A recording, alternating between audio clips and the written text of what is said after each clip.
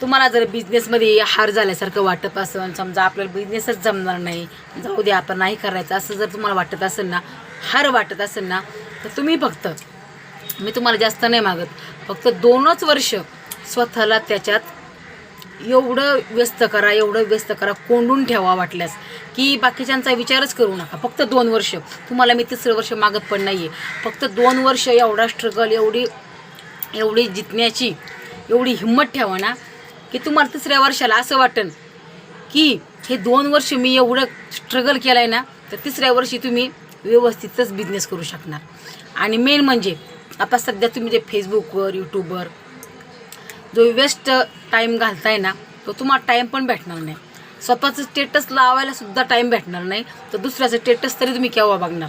म्हणून 2च वर्ष फक्त बिझनेससाठी घालवा, आयुष्याची जिंदगी होणार आहे तुमची.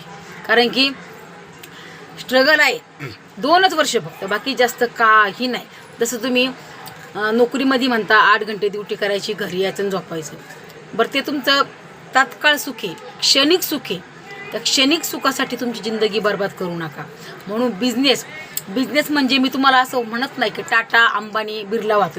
तुम्ही चपलाच्या दुकानापासून सुद्धा स्टार्टअप करू शकता, पाणीपुरीसुद्धा विकू शकता. हा पण बिझनेसच आहे.